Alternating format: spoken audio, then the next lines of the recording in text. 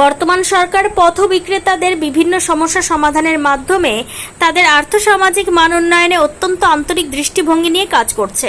কেন্দ্রীয় মন্ত্রী মনোহর লাল খট্টর রবিবার আগরতলার মুক্তধারা অডিটোরিয়ামে এক বর্ণাঢ্য অনুষ্ঠানের মধ্য দিয়ে ভারতবর্ষের প্রধানমন্ত্রী নরেন্দ্র মোদীর জনপ্রিয় অনুষ্ঠান মন কি বাতের 134তম পর্ব যৌথভাবে শ্রবণ করা হয়।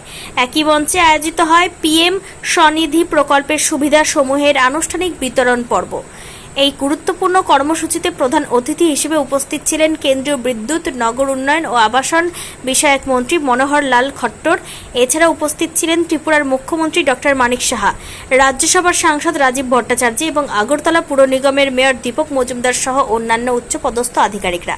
অনুষ্ঠানে বক্তব্য রাখতে গিয়ে কেন্দ্রীয় মন্ত্রী মনোহর লাল খট্টর এবং মুখ্যমন্ত্রী ডক্টর মানিক সাহা প্রধানমন্ত্রীর মন কি বাত অনুষ্ঠানের বিভিন্ন অনুষ্ঠানে বক্তব্য রাখতে গিয়ে কেন্দ্রীয় মন্ত্রী মনোহর লাল খট্টর এবং মুখ্যমন্ত্রী ডক্টর মানিক সাহা প্রধানমন্ত্রী মন কি বাত অনুষ্ঠানে বিভিন্ন অনুষ্ঠানে বক্তব্য রাখতে গিয়ে কেন্দ্রীয় মন্ত্রী মনোহর লাল খট্টর এবং মুখ্যমন্ত্রী ডক্টর মানিক সাহা প্রধানমন্ত্রী মন কি বাত অনুষ্ঠানের বিভিন্ন দিক তুলে ধরে জানান, এদিনের 134তম মন কি বাত পর্বে প্রধানমন্ত্রী ভারতবর্ষের ক্রীড়া প্রতিভাদের গৌরবোজ্জ্বল সাফল্যগাথা, তীব্র দাবদাহে করণীয় পদক্ষেপ, দেশীয় পানীয় ব্যবহারের উপযোগিতা বৃদ্ধি এবং আম চাষিদের অভাবনীয় সাফল্যের কথা তুলে ধরেছেন। পাশাপাশি নেদারল্যান্ডস থেকে ফিরিয়ে আনা প্রাচীন চৌল সাম্রাজ্যের তাম্রপটের ঐতিহাসিক গুরুত্ব, শিক্ষা ও পরিবেশ সুরক্ষায় সাধারণ জনগণের বিশেষ অবদান সহ একাধিক গুরুত্বপূর্ণ ও প্রেরণাদায়ী বিষয়ে আলোকপাত করেন। পিএম স্বনিধি প্রকল্পের কার্যকারিতা ও সাফল্য নিয়ে আলোচনা করতে গিয়ে কেন্দ্রীয় মন্ত্রী ও মুখ্যমন্ত্রী উভয় বলেন, বর্তমান সরকার পথ বিক্রেতাদের বিভিন্ন সমস্যা সমাধানের মাধ্যমে তাদের আর্থসামাজিক মান উন্নয়নে অত্যন্ত আন্তরিক দৃষ্টিভঙ্গি নিয়ে কাজ করছে। আর্থিক শৃঙ্খলা রক্ষা, ডিজিটাল লেনদেন বৃদ্ধি এবং সর্বোপরি আত্মনির্ভর হওয়ার ক্ষেত্রে ত্রিপুরার পথ বিক্রেতারা এক উজ্জ্বল দৃষ্টান্ত স্থাপন করে চলেছেন।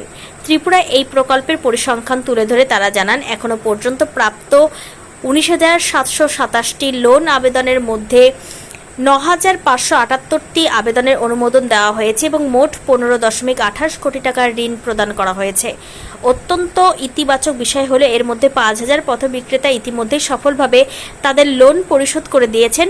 পথ বিক্রেতাদের কল্যাণে এই অত্যন্ত জনমুখী প্রকল্পের সময়সীমা 31 মার্চ 2023 পর্যন্ত বর্ধিত করার জন্য মুখ্যমন্ত্রী ডক্টর মানিক সাহা কেন্দ্রীয় সরকার ও প্রধানমন্ত্রী নরেন্দ্র মোদীকে আন্তরিক ধন্যবাদ ও কৃতজ্ঞতা জ্ঞাপন করেছেন।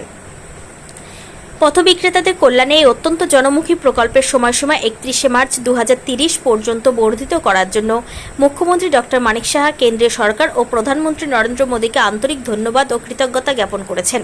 সমগ্র অনুষ্ঠানটিকে কেন্দ্র করে ত্রিপুরা থেকে বিক্রম কর্মকারের report, crime press Bengal news.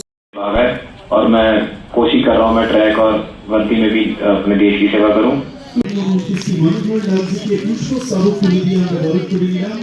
এবারে রাজ্যের পুষ্প স্তবক তুলে দিয়ে বরণ করে দিচ্ছি।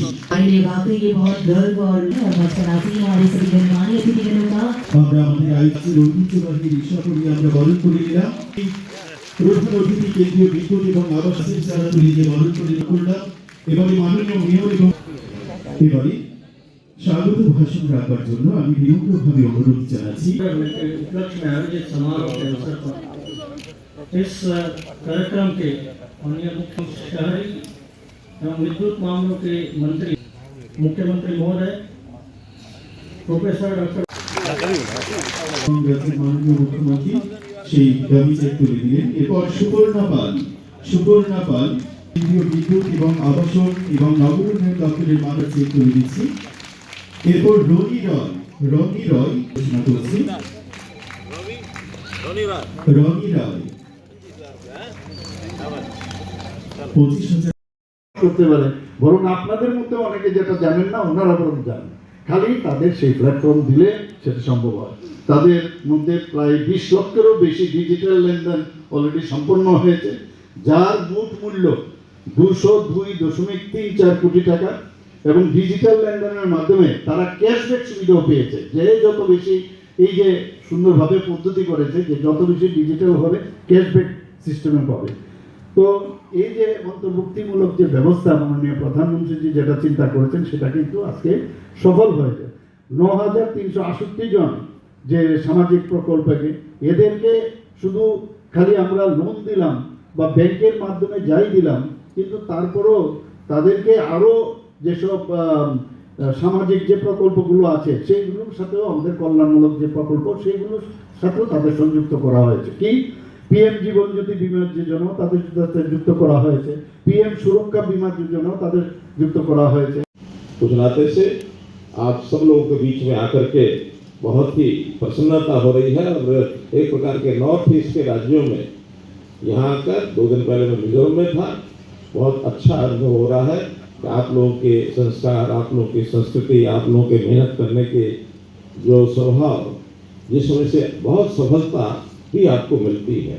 और जहाँ तक आज का कार्यक्रम है पीएम स्वनिधि, ये भी आपकी जो मेहनत है, परिश्रम करने का स्वभाव है सामान्य व्यक्तियों का, जो जिसको कहना चाहिए रोड साइड बिजनेस करते हैं, अपना स्ट्रीट वेंडर जिनको कहते हैं, ऐसे लोगों को काम करते हुए और इस प्रकार के उच्च श्रेणी का जो कार्यक्रम आपने अपनाया है, अर्थात प्रधानमंत्री जी ने जब देखा कि जब इस प्रकार के छोटे छोटे काम करने वाले व्यवसायी हैं, उनको पैसे की बहुत कमी होती है, फंड्स की कमी होती है, और कभी कभी तो वो साहूकारों से पैसा लेते हैं और एक हैवी इंटरेस्ट रेट उनको देना पड़ता है। पर डे का इंटरेस्ट, पर मंथ का इंटरेस्ट इतना ज़्यादा होता है कि जितना लोन नहीं होता, 1 साल में उससे ज़्यादा इंटरेस्ट भी देना पड़ता है। उसकी कमाई जितनी होती है वो सारी लगभग इंटरेस्ट में चली जाती है। घर के अंदर काम करने के लिए उसको पैसा बहुत कम बचता है। इसी में से क्योंकि हमारे प्रधानमंत्री जी हर व्यक्ति की चिंता करते हैं, हर व्यक्ति के व्यवसाय की, उसकी आजीविका, उसका परिवार के अंदर क्या स्थिति चल रही है, घर में अन्न है कि नहीं है, उस गरीब आदमी का मकान है कि नहीं है, उसमें लाइट है कि नहीं है, शौचालय है कि नहीं।